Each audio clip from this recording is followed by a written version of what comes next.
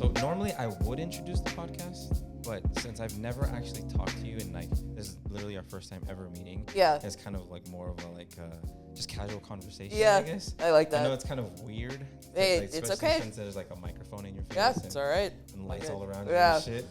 But what's your name and what do you do? Since I genuinely don't know anything about you. Yeah. So I'm Sabrina. Nice to meet you finally. I've been training for the last 2 years. Finished doing my first bodybuilding competition about a few months ago. I know you competed recently yourself. And like so far it's just the story of, I would say that it's my story, I guess I would English is hard today. Being a late bloomer is okay.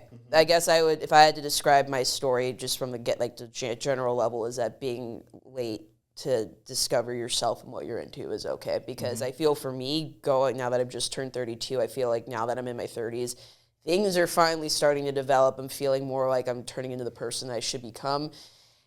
Because there's all this pressure that you, like the Forbes 30 under 30, like you got to do it all under 30. And I just feel like my 20s were like, they weren't horrible, but I wasn't at my peak yet. Yeah. And I feel like there's all this pressure, especially in the States, like you have to get it all figured out before you're 30. You have to, like life stops when you're 30 for some reason. But in reality, it's like, no, life is going to continue to go on. It's funny that you say that you're 32 because when so for my breaking point was I was 31 turning 32. I see. That's literally when I made my decision of I need to lose weight. And I had done it obviously like other people hundreds of times, right? Like I'm going to lose weight, I'm going to lose this, but it never stuck. Yeah. And then on my 32nd birthday was the day of my 32nd birthday was my initial weigh-in for my first coach that I had. Gotcha. So when you said you're 32, I'm thinking back on when I turned 32. That's literally when I made the decision to change my whole life. And I feel like the trajectory of my life has changed so drastically within the last year alone. If someone would have asked me or told me 5 years ago, hey, you're going to be a trainer one day, I said, you're fucking crazy. Yeah, I hear that. Way in hell. Yeah. Yeah. Because growing up, I was a fat kid. You know, I never looked at myself as the skinny kid or anything like that. I was always the butt of the joke. Yeah. Like I don't know if you saw the podcast. I did. Yep. I was called titties and shit growing up. Yep. And like that to me, it stuck with me for so long. And now I'm the guy that people look to. They're like, hey, how do I lose weight? Right. I'm just like, oh shit, now it's falling on me. That's right. Like, the role is reversed and it's kind of weird. Oh yeah. But in a way, like the way that I look at people like us is I kind of refer to us as what I call shrinky-dink trainers because we shrunk.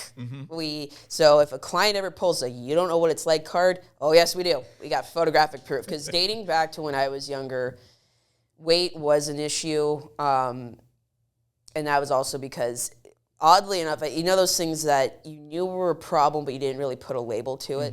I did have a little bit of not little. Binge eating was an issue for me. Okay. Like I remember dating back to middle school, I'd get home and pound food and like just eat like for no real reason. Purging, no, but like I would just eat. And it's also because I think it was a form of control, something that I could control. So like quick backstory,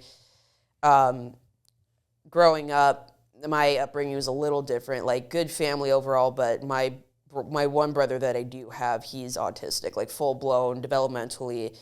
He's maybe 10, 12 years old. So I had to start help raising a kid pretty early, especially after my parents split when I was like 12, 13. And that's not against them, but it's just if you have a child, somebody in your family who's special needs, everyone's got to step up.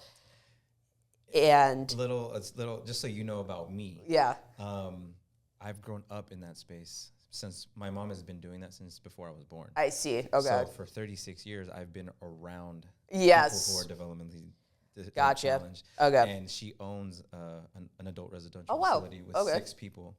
And before I was doing this, I was administrator of the home. I see. So I know the ins and outs of all of that stuff. Right. And I actually have a client who is autistic that I just recently got. And he had a meltdown yesterday where he didn't want to come into the gym. I see. Okay. And his dad came in trying to explain everything to me. Yeah. And I was like, it's okay. I understand. And I kind of gave him the same backstory. Yeah. And his eyes were just like, holy shit, you do understand. And it is something, when you meet people that understand it, it's huge. Because I've had that same reaction with some of my clients or people that I've met that have children that are autistic, like finally someone who gets it, because what people don't understand is for people like us, like when I was growing up, you didn't have anyone to relate to. Yeah. Like, and I remember, and it forced me to grow up early.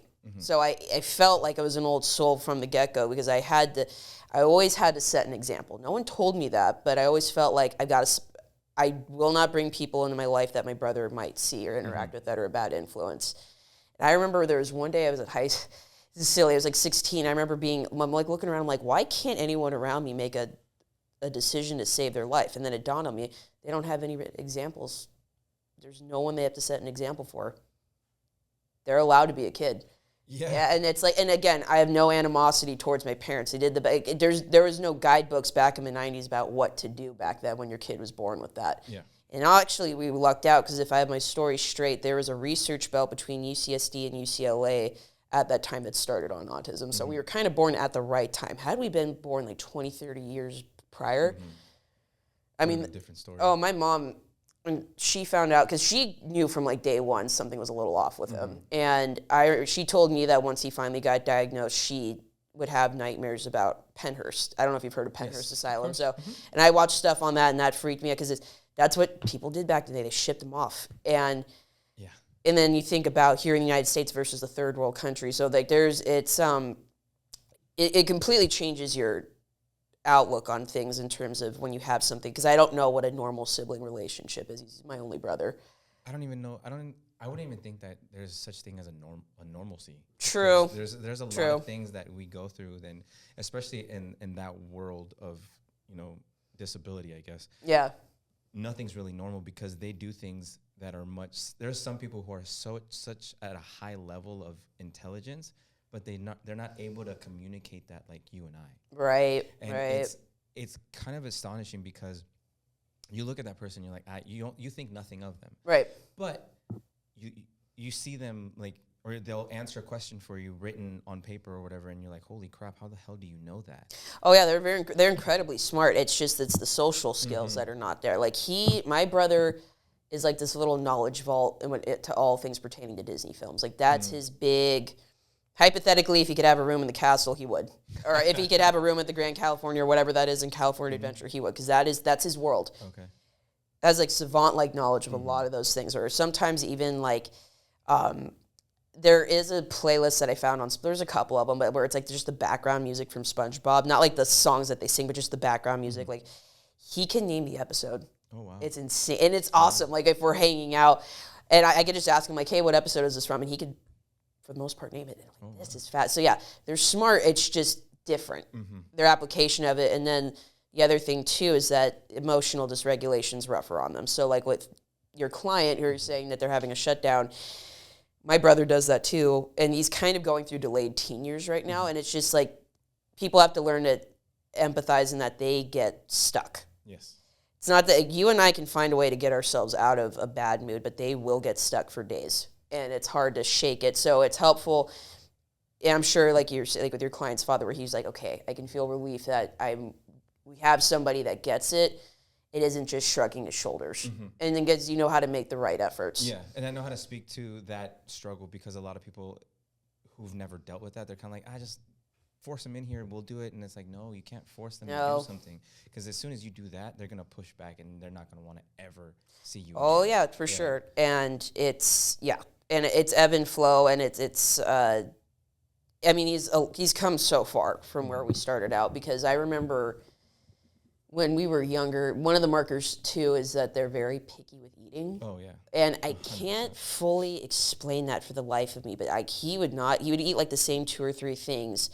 Now he'll eat most things, or at least try it, but there was a point like where his diet was so limited, and it's a texture thing. Texture senses. Oh my gosh, yeah. And I'm trying to think what else with them. Speech therapy was another thing we had to put him into, because I guess sibling relation, I've always been able to understand him. Even when his speech was at the worst, I was always able to understand. So like if there was like somebody around this was like, what is your brother asking for? I could interpret, if you will. I do remember him having a speech therapist, and in the house we would have like these little Velcro square things that would say stuff like table, sink, things for him to practice. So he, again, has come such a long way for what he's been through, because he also had 2 brain tumors when we were kids, and that was, so like, he has been through the, shout out to Dr. Odd over at Rady's Children's for saving my brother's life. He's been much through the appreciated. ringer. Yeah, and kid's a fighter, but I had that growing up. How old is he? He's 30. He'll be 31 this year. So that was something that I had to do, and I never had animosity towards him, but at the same time, going through my your teen years for yourself are supposed to be a point of, like, you start to personally develop. Yep. They didn't really so much happen for me, or at least there, in certain ways it did, in certain ways it didn't, because I'm still navigating, because when the concept of live for yourself was just foreign to me for the longest time of trying to, because it felt selfish. Felt like I was always having to set an example for him, and then people, even my aunts on my dad's side, like, no, you got to go live your life, but it just felt wrong. Yeah. And I will say that and then as a young kid, kind of learning in my own way, I have sort of a preference for more independent activities. My dad tried to get me to do soccer. He tried, and I was like, nope, I did dabble with instruments a little bit when I was younger, so I dabbled with violin, guitar, cello at one point. So that was me testing the waters. And it's not entirely surprising now finding out that I did this competition. Like, it's because it's a single person sport. Yeah. You have community, but it's on you. Yeah. And though I will say the music thing, that my first love of any sort, I was raised on all things heavy metal. So great shirt that you chose today. That has been the genre that has understood me when people didn't. It was there for me. Right there with you. Yeah. And like my top 2 would have to be Alice in Chains and Typo Negative. Like, I'm a wannabe Gen Xer. We never bring Gen Xers up in conversation. It's always bagging on boomers, Gen Z, but like Gen X, like the music, what I would have given to go to Ozfest in 96 or 97. The line, I get mad looking at these lineups because we were too young. Yeah. And you're like, God damn it, if I could have seen Pantera. Oh, yeah. Or if I could have seen, and it just, when Dimebag was there. Man. Exactly. Yep. And it's just, that's, it's one of those things. But like, that's because like when I started listening to that, and for some of you listening to this is going to be foreign because you didn't grow up with CDs. But I remember when my uncles caught wind that I was listening to it, they gave me like this stack of like Judas Priest, Iron Maiden, Rob Zombie. And there was a joke that someone made about Judas Priest. There was like, Rob Halford dresses in this. You think he's gay? But it's funny though, because the leather that he was wearing during the late 70s, early 80s, that was what the gay club scene was doing at the time. So it's just ironic that, a bunch of metalhead dudes picked up on it, and he's like, okay. But that's the thing that I love about those shows is that the people at the shows are so cool. Yeah. And the energy at those shows is uncomparable to anything else. And I listen to a little bit of everything, but like, it's just so fun to just to listen to the banter. I'm past my moshing days, but it's fun to watch pit physics and people flying up and down. But those days are done for me. I don't know about you. So I went to see Iron Maiden 2 years ago. Oh, nice. And my friend and I were like, if they play the Trooper, we have to get in the pit. Yes. So as soon as the Trooper started, we just fucking booked it. Yep. And then I lost him for like 10 minutes, and then he came back, and he was fucking haggard. Yep. I was like, dude, what the fuck happened to you? And he's like, I lost my shoe over there. Yep. I got trampled by that motherfucker. I was like, all right, yeah. Man. So yeah, I'm all for it. Oh yeah, no, me and my friend Hannah, we went and saw Slayer on like one of like their last wrap-up tours. So, and like, Sam, it was like Slayer, Lamb of God. I think Anthrax was there too, and we made our rounds. And at one point, like the same thing, you lose your friend. You're like, okay, gotta hop in, find my friend, looking around, elbow.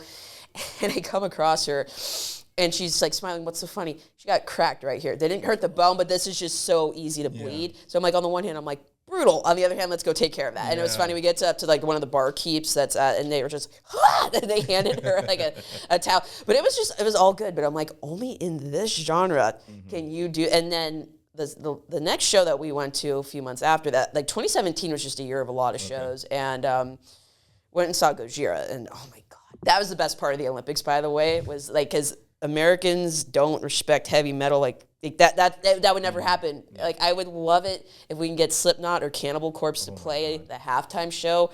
That'll never happen, unfortunately.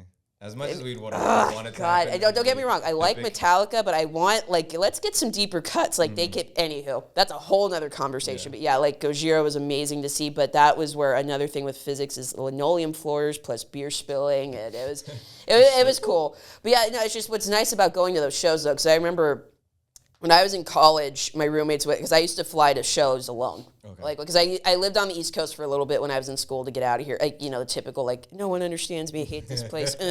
So, plus I think it was also, I just needed a point of separation to live my own life, having to help take care of my brother. Yeah. Like, I was like, I'm just going to, and I used to go to a lot of shows alone. And my roommates would get concerned because they knew it was like, I think it was just like, they're like, you're this like quiet, introverted, like the male dominate anyway. Like, and I was like, it's fine. Those guys are like brothers to me.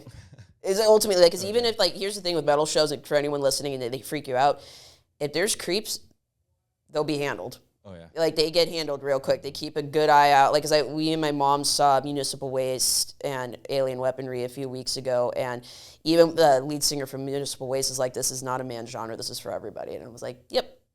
So that's awesome. Yeah. And I'm pretty sure with music, you can tie it back to bodybuilding, because when you're in the gym and you're by yourself, you have to have something to put you in the zone. Oh, yeah. To get you going, because there's moments where you're like, fuck, I don't want to be here and do this. Oh, yeah, for sure. And I would say that the bands I was listening to the most while I was on prep were probably Tool, because I saw Tool last year in Vegas, and that, oh my God, that was my third time seeing them, and it was the best one. So listening to a lot of Tool, Amon Amarth, Gojira, and I'm trying to think, Meshuggah, oh my God. I can go down the hole. Like, there's just so many bands. But I like those bands that have a solid kick with the bass. Mm-hmm.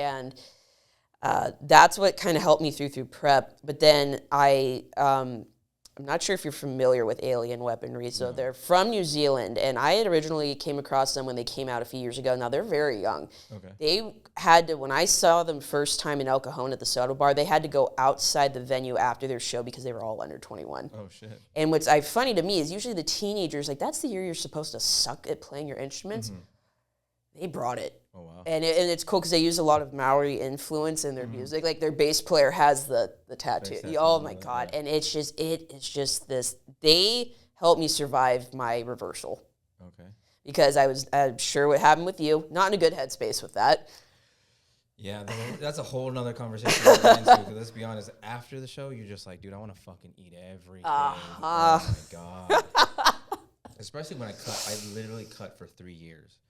Just continuously cutting. And then when Carlos was like, all right, dude, you're going to start prep. This is your 16 or your 18 weeks of prep. And then we fucking hit it hard. And you know what goes in behind prep. And you're like, the food, the sleep, the cardio. And you're just like, fuck. I want this. You can't have it. Hey, let's go out to dinner. I can't go out to dinner. I can't eat that. So I'm not going to go. I'm not going to sit there like a fucking weirdo. I actually attended a few things, and I just brought my meal prep. I had made a promise to myself on prep that, you know, with the exception of like peak week and the week before peak week is worse than peak week, by the way, for anyone who's thinking competing. I made a promise to myself that I wasn't going to bail on people because I was on prep. So I made it a rule. I was taught a piece of advice from an old boss about over-communicating. So that's what I did with a lot of my friends and family. I lucked out in that I had a good support group, but I said, I can still attend things, just be advised I got to be a silly goose with my Tupperware.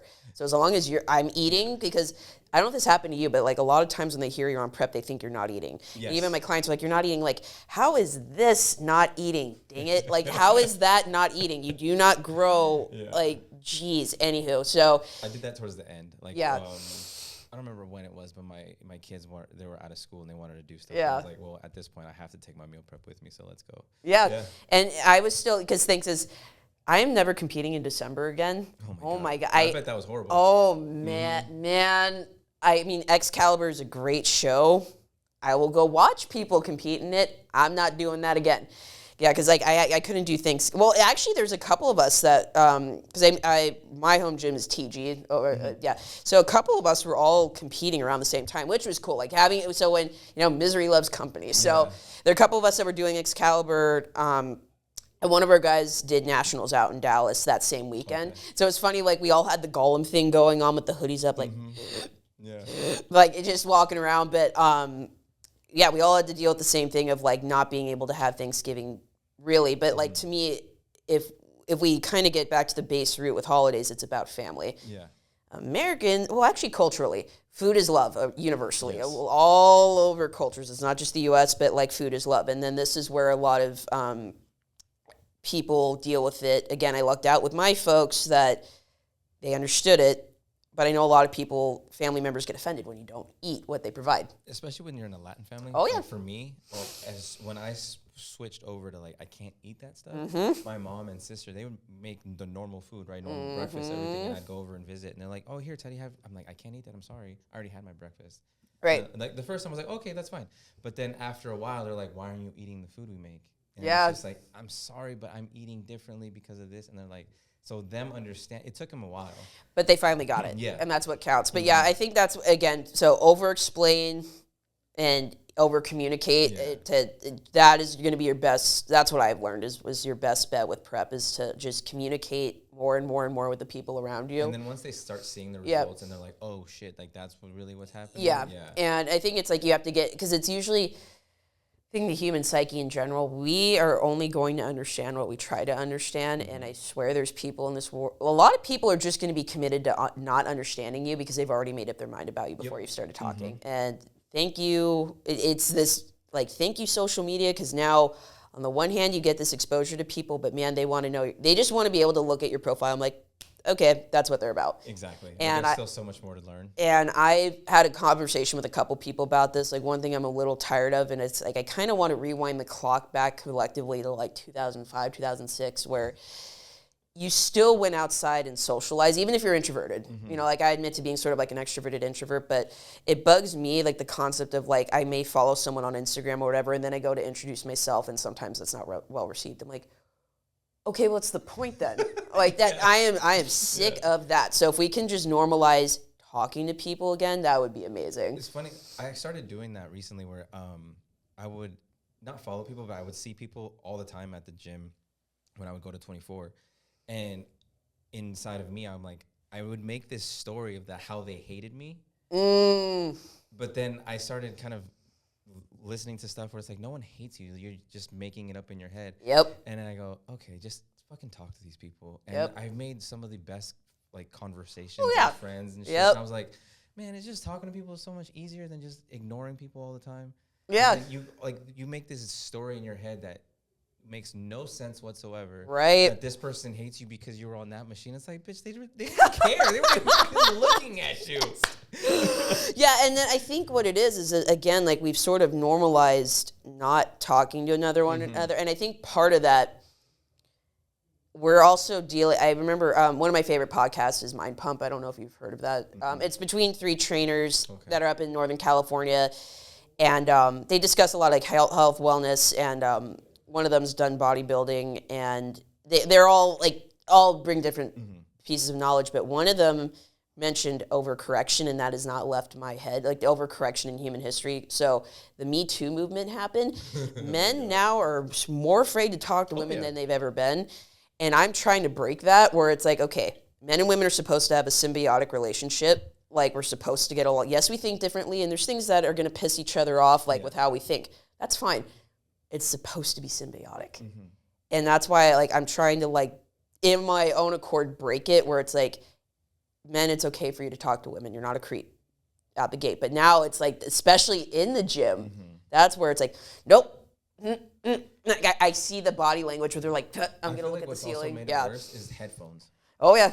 Because as soon as you just want to ask somebody like, hey, are you still working on, like, are you still using it? Oh, yeah. And they're like, they can probably hear you, but they're just going to ignore you because they have their headphones in. Oh, yeah. And then the other thing, too, is the filming. And that's got, so again, I'm noticing, I try to put myself in other people's shoes as best I can. And I'm like, okay, if I'm a dude right now, I can kind of understand why y'all are on pins and needles. Yeah. Because it's like, I look wrong, I move wrong, I breathe wrong, the wind is blowing at the wrong nautical miles, I am a creep automatically. And it's fucked up because a girl's leggings, they don't leave shit to the imagination because it's like so far up your ass. You're like, where the fuck else are you supposed to look? Let's be honest about it. Like, come on. And it's one of those things where it's like, but I think there's also something to be said for like, we're going to notice these things. Like, I notice it too, where I'm like, that was a choice. But it's one of those things where it's a choice.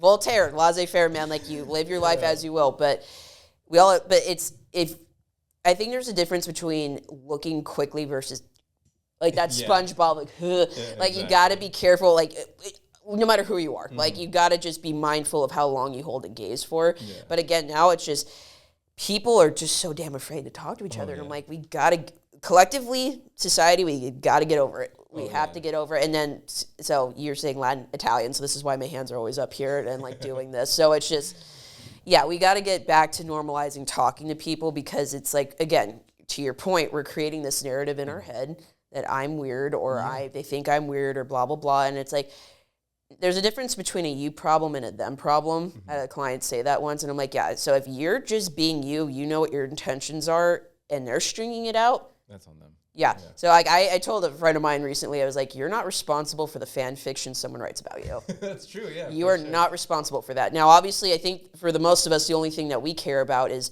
what our friends and our family, like our immediate people, like that's where we're more concerned about communication. But with the general public, the hell with them. Yeah. Like if they're going to write a story about you in their head about who you are, because that's the thing that annoys me, and this is why I feel bad for certain figures, whether they're actors, athletes, or whatnot. Sometimes, unfortunately, telling the truth almost doesn't matter, because someone's already strung out. Well, and it's like, well, then what's the point in anything with these interviews if you already have decided before they've explained themselves? You've made up your mind what type of person they are. Yep. Yeah. So, like, just I wish that just we as society's got work to do if we're willing to do it. I'm willing to do the work, but like we need more people to kind of. But even for me, like when I first started coming to this gym and I saw all the trainers and stuff, and I clearly didn't know anybody but Carlos when I came in. Yeah. Right? And then as we were working out and everything, and I started talking to different people, and then like Christina came in for the first time, and I was like, oh shit, I'm never talking to her, because I had this stigma in my head where I was like, that's never gonna be like a friendship or a conversation. I see. And then whatever happened and we started talking, I was like, oh shit, this is a really cool person. Yeah. And then it just blossomed to a friendship, and I was like, oh shit, that's cool.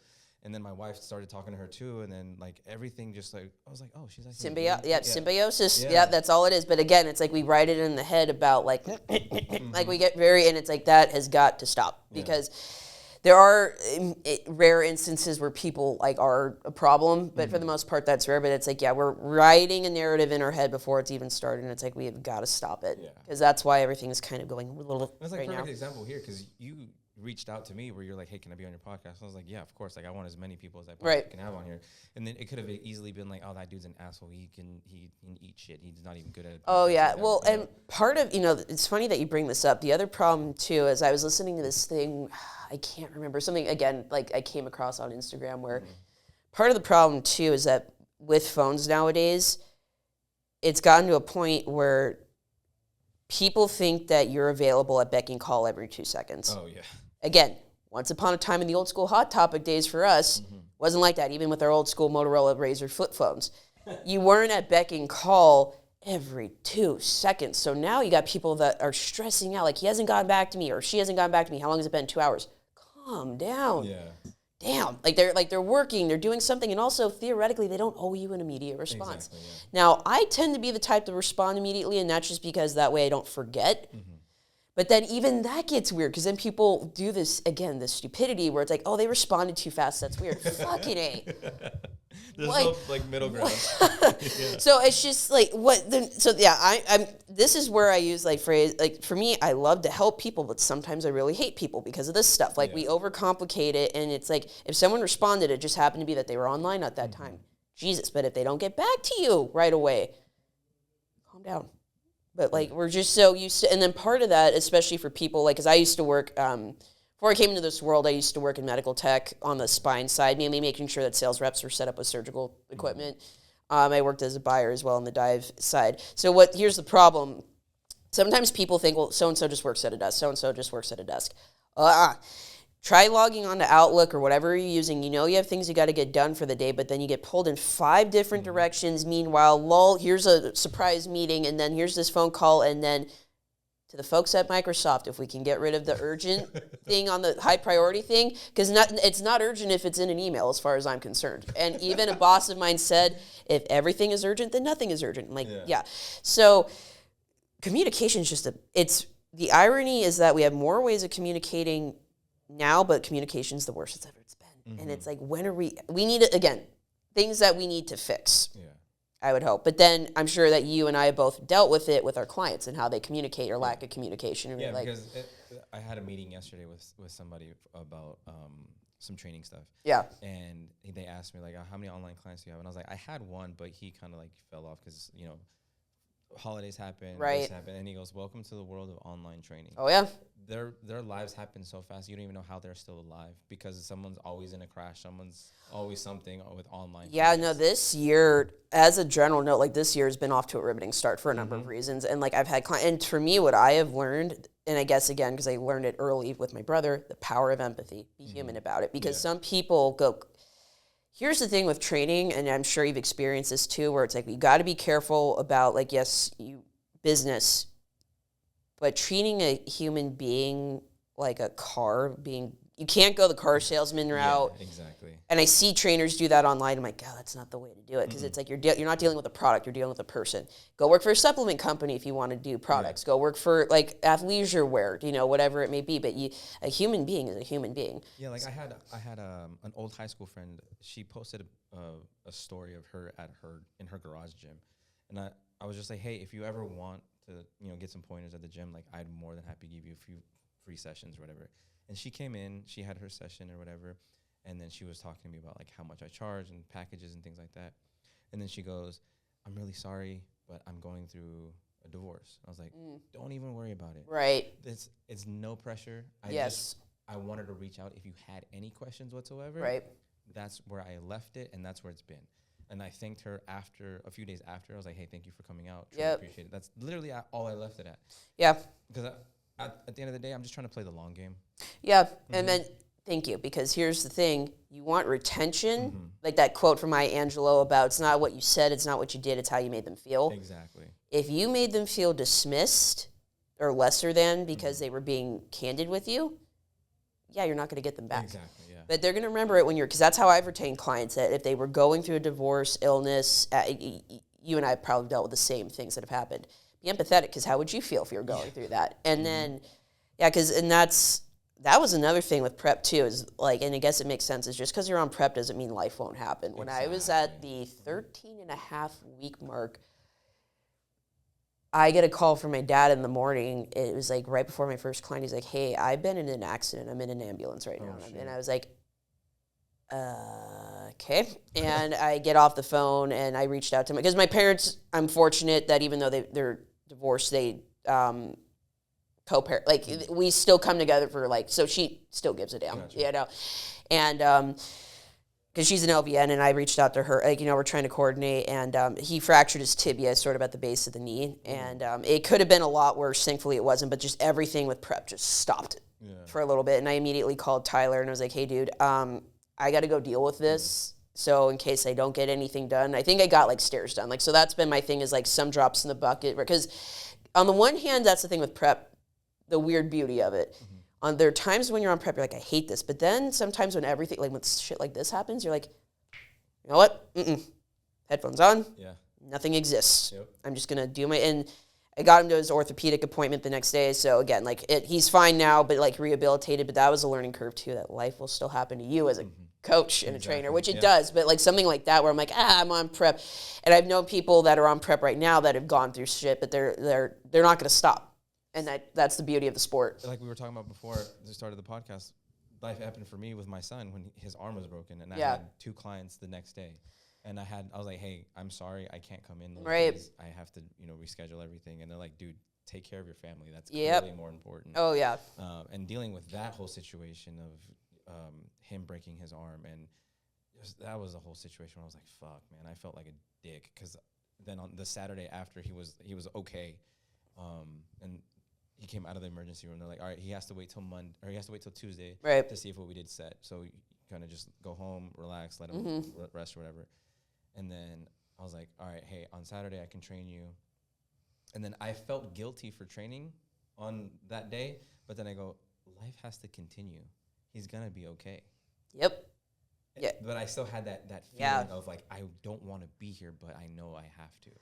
Oh yeah, yeah, and it's just one of those things where, because I've been I've been asked questions by clients, and that's cool. When our clients are concerned about us, they're like, "But how do you do?" And we're like, "We just deal with it." because that's a skill that we've had to learn is how to, exactly. And especially like when like towards the end of prep, like that, and maybe for you too, like where that was hard, like retention during prep, where like I felt bad because there were a couple so yours truly doesn't do that well on low carbohydrate, like so, and I had to keep, like Tyler and I had to keep a quote unquote emergency apple on me towards the end because there were a couple points where it felt like I was going to pass out. Okay. I didn't deal with being hungry. Passing out's where I kind of draw the line. So we were like, okay, let's accommodate for it. But yeah, there are a couple points where it's like, you'd get up and you're just super oh my God, yeah. And I dealt with it. And one client, like, she was like, why didn't you tell me? I'm like, because I'm stubborn and I don't ask for help. Right, exactly. But also it's just one of those things where I'm like, again, to try to keep that point of separation, like this is work. But since we keep talking about prep, what made you want to do a bodybuilding show? Like, great what was that? question. Was the driving force for like, I want to do that? Yeah, that was not on my life's bingo card. So it was actually a group of friends of mine that we were all talking about it, like October 2023. That was when the discussion had started, and that particular group of friends, we have this motto now, and the motto is "Stop being a bitch." Hey, that's a great one. And we had all talked about it, and I was like, no, the hell with it, why not? Because I myself felt like I needed a challenge because becoming a trainer, that changed everything. Because I was sort of like I had hit this goal with my career change, but then it's like, I need something else. Because I could tell my own fitness progress kind of stagnated a little bit. Gotcha. And so I went ahead, like the very beginning of the year, this last year, I bought my NPC. Like I knew I was doing it, even though I knew I also had to have a surgery that year. I don't necessarily recommend that, but I'm kind of feral when it comes to chasing my goals. So I had to have an ovarian cystectomy. So so March of last year, I had to, thankfully I still have my ovaries, but yeah, they found a cyst, anywho. So got that dealt with, recovered, hopped straight into prep. So I don't necessarily recommend that, but that's just, again, like when I have a goal, like that's why it was me. I'm team put your money where your mouth is. So like me buying the NPC card was like, you're freaking competing. So it was just a game of when we were going to do it. Okay. So it was either going to be West Coast Naturals in October, but then we decided, I feel like that was the right call to do December to give me more time. Gotcha. And that was just kind of it, was that my friends and I were talking about it, doing it. The funny thing is, though, is I was the only one that signed up. And I was getting on their case initially, but they got after it with our group model in other ways, whether it was going back to school, business ventures, this, that. So sometimes it's not that, sometimes it's just mindset you have to hold yourself accountable with, not so much like that you're all going to do the same thing. I got one of my friends, though, that I know would just blast in physique. Camacho, you're competing before you turn 30, mark my words. But I get it. It's a lot. Yeah. And, both of you and I had longer preps. Mine was like 31 weeks total. So, like, some of these people, they go in prep like 16. Yeah, 16. Or even less than that in some cases. And, but that was just it, is I just needed something to hold me accountable. So, like, the actual just prep part, it got a little difficult towards the end, but there was something nice about it. It was nice cutting out the noise. Like, I don't need all of this. I can still drink my coffee black. I can still have... It's just, the sad thing is in the United States is that just eating whole foods, they make it difficult. Yeah. And I tell my clients this all the time, like, don't feel guilty because you are set up to fail, and it's messed up because you go outside of the United States. I've had clients that have gone to Costa Rica or Italy, and they're like, I could eat all these foods and I'm fine. Like, yep. Because there's not as many preservatives. Yep. And that's a whole rabbit hole. But yeah, so I've gone down that rabbit hole with some of my clients too. They're just like, "What? It makes no sense." I'm like, yeah, and you got to read the labels, and so it was actually nice just eating whole foods, because I know, like, there's that Whole30. I'm like, really, it should be Whole 365.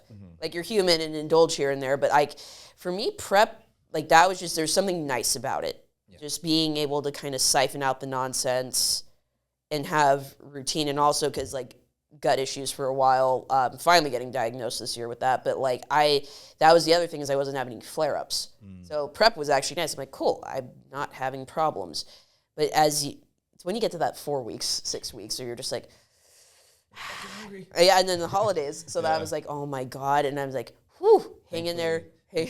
My second show was right before the holidays. Oh, nice. Thank fucking God. Yeah. It's like, I don't think I could have been able to do it. Yeah, and so hung in there, did the show, and I had a lot of fun with it. And I think the big part of it is what I've appreciated is the community. Is that I went to a lot of posing seminars. The first one I went to was through Body Bio with Kim Odo, and that was a lot of fun because I didn't know what I was doing. And Nakia Hovey was like one of the people I was working with. She's an IFBB pro for bikini. She's like, okay, let's see your posing routine. And me and this other girl were like, we don't have them. And she's like, okay, no worries. And so, but that was what was cool, is that that's, I think, the fears that people, part of the fear of competing is that we know people that like, the physique is pretty much there, but it's that fear of like looking dumb. It's like we all got to look a little dumb. Exactly. And they do not care. At these seminars, they're happy that people show up. Because posing is not the easiest thing to do. Oh, no. And that's where I lucked out. So like working with Tyler, because I've actually known Tyler for a few years now. So I worked with him way back in the EOS days when I started going there, 2021. And I got assigned to him, and I worked with him for about a year. Took a little bit of a break, just life, and then me getting my training. He inspired me to be a trainer. So he's more than a trainer to me. The dude is like a cousin, mentor, whatever you want to call it. And he was the person I reached out to when I decided I wanted to go on prep. Okay. Not only because I had rapport, because that's usually you need rapport, but also because he's competed twice himself. So he knew about the mental side. Yeah. So, but then when I started coming here, he was like, hey, you might want to start working with Christina on the posing. And then I lucked out, not only that I gained her as a posing coach, but I gained her as a friend. Yeah. So that's why I said this story about when I had her on the podcast. Like sometimes she'll walk through the gym, like she's fucking on the stage, just walking across the stage. Yeah. And I'm just like, you got to practice when you can. Oh yeah, you do for sure. And it's well, and you can attest to it. And a lot of people have said it. You can have the best physique, but if you don't work on the posing, and I think it's because people think I can just hold out till like a month out. No.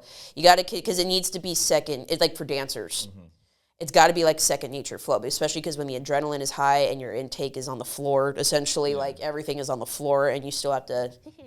So it's just. For my posing coach, like he's amazing because. The morning of my show in November, he was like, "Hey, let's get you on a posing call," because I had booked a couple sessions with him, and then he saw that I had done the show or whatever, and he's like, "All right, let's get you the morning of. That way you can get warmed up for it." He woke up at I think 6 a.m. here to help me because it's a 2-hour difference, 3-hour difference.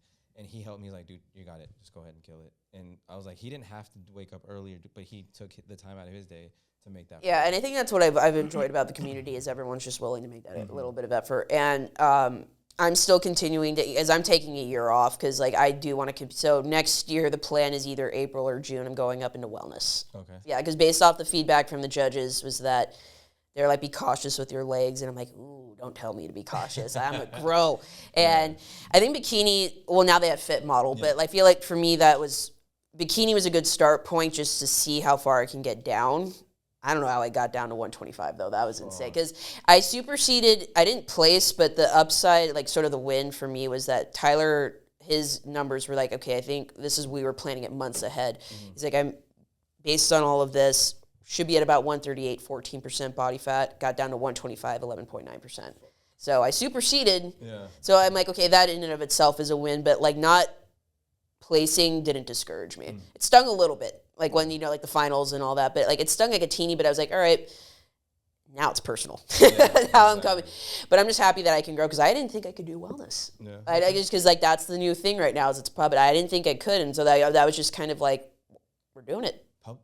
Wellness is one of the biggest growing divisions in it. It's so crazy how there's so many people trying to be in it. Oh yeah, it's like that and physique, men's physique, classic physique. There's like crazy how many people are trying to be in it. Oh yeah, and I think the thing, like when I've gone to these seminars, because I'm actually going to another one through Wolfpack next weekend, and Sandy Williamson, she's the head judge from Olympia, and I think she does a lot of the pro shows.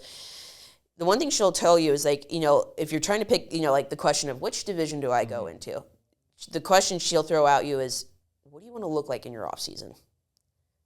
And that's true. Because if you're going to put on size, like I have to, you have to be okay with looking a little bit thicker. Yeah.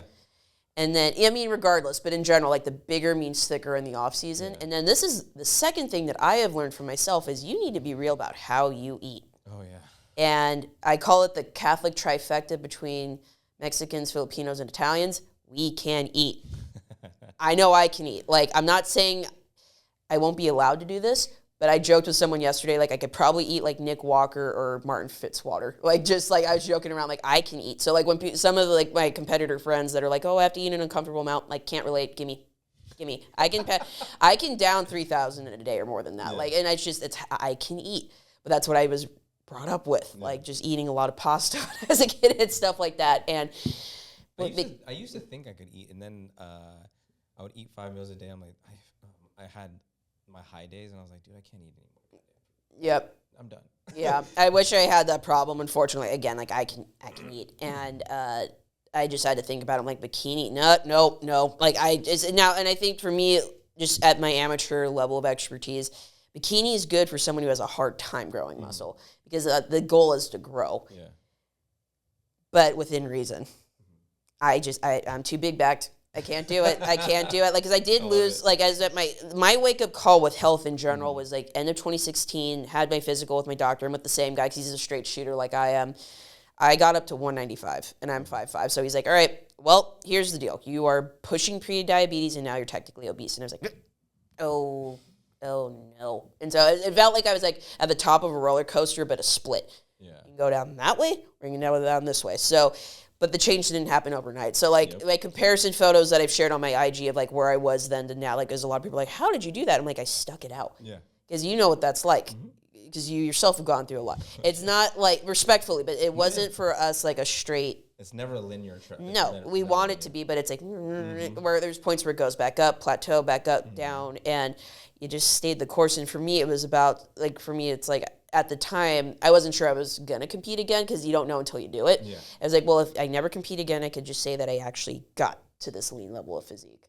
Yeah, for me, it was the same thing. So I did the 2 shows. I got first place in July. Yay. And then I got 4th place at the championship. And I felt like me getting 4th place opened my eyes to who I actually was. Yeah. Because I felt like if I would have gotten first place, I wouldn't have respected it as much. Yeah. And I learned so much more about myself from July to November of who I really was within that time frame. Yeah. Because from January to July, my whole mindset was just win. And then once I won in July, and I go, it's not everything. There's something more to this in life, right? Yep. And then once I made that, because Carlos and I were having a bunch of conversations, and like, I've cried in this gym numerous times. Yeah. And Carlos is like, dude, you're not summer shredding. Summer shredding isn't who you are. Right. And I'm like, oh, fuck, that's right. Like, you've lost 100 pounds, dude, like more than 100 pounds. But you're more than that. What is it that you are? And that's what you have to figure out.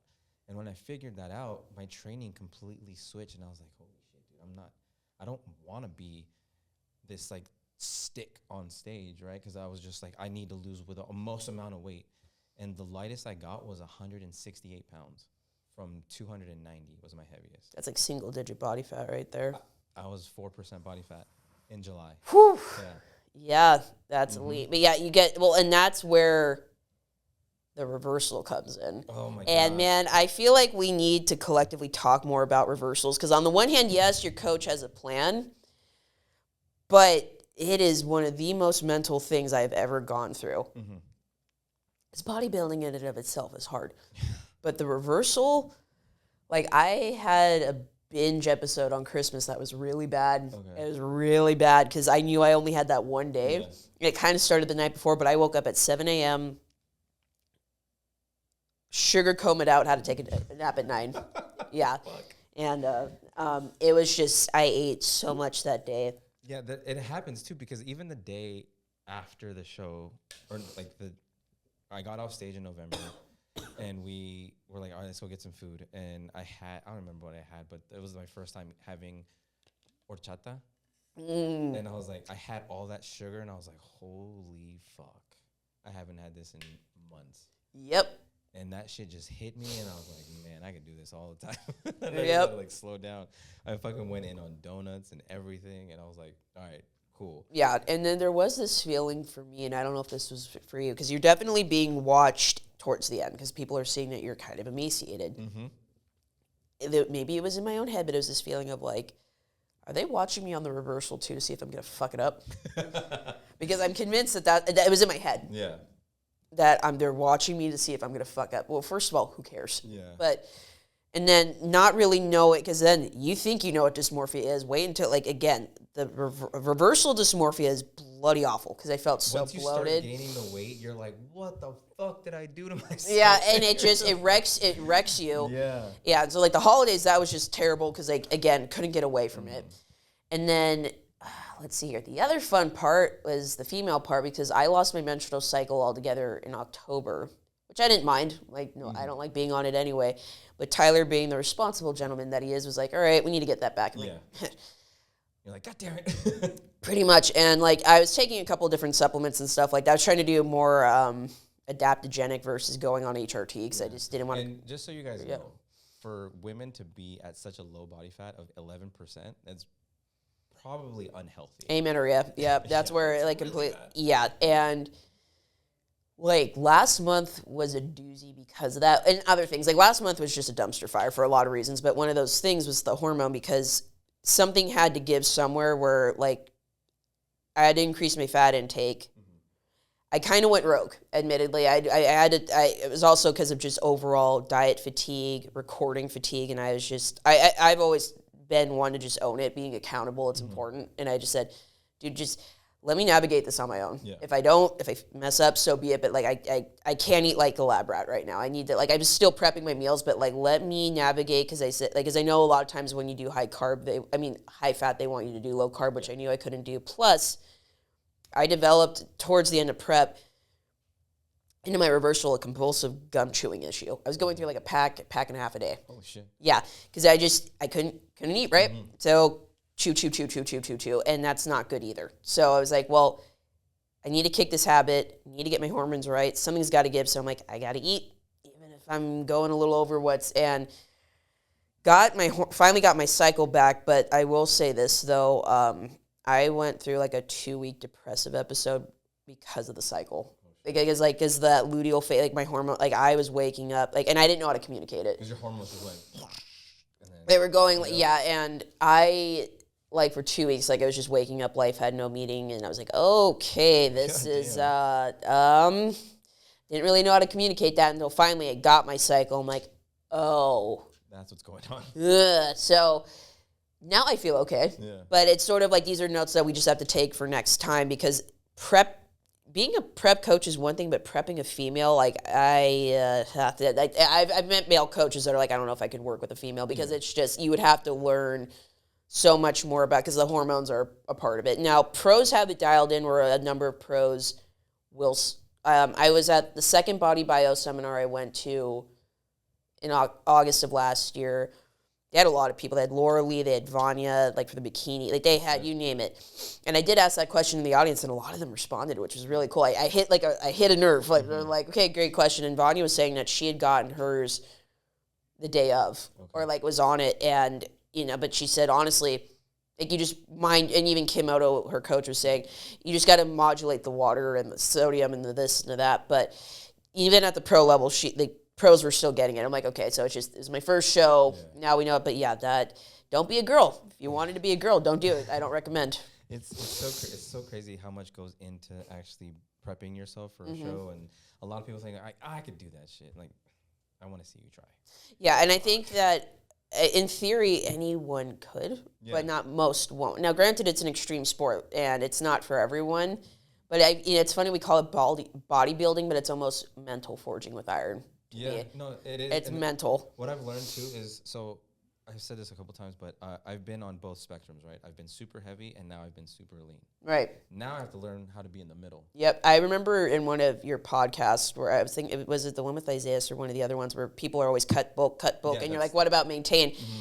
You have to learn to just ride the lightning with where you're at. Yeah. And if you are looking a little fluffy, so be it. But the reality is that, I mean, again, because Instagram, we always see that. And it's like, you have to think about, for people that are shredded all the time, that's what they're paid to look like. Not only that, but they're also taking pictures within like a 4-month period where that's all they do. Yeah. Then, like, they'll run gear for like a certain amount of time, take all the photos for the whole year, and just disperse those photos throughout the year. You're right. And then, like, for me right now, I'm fluffy as shit right now. I don't really care. Like, I'm like, all right, cool. I put on, like, I haven't gained weight, but I've just put on a little bit more fat. But I'm still at 180 pounds. Oh, yeah.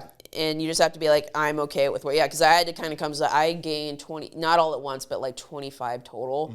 So, and then for me at first when I weighed, because there was a period where I'm like, I'm not touching the scale. So from like January to the very beginning of March, end of January to beginning of March, I was like, nope. February did not, I'm like, I can't. Again, like the mental, and then I freaked out and I was like, oh my God. And then I was convinced that I screwed it up. He's like, no, you're fine. So again, all in your head. Like I did it in my head that I bummed out my reversal. I screwed up.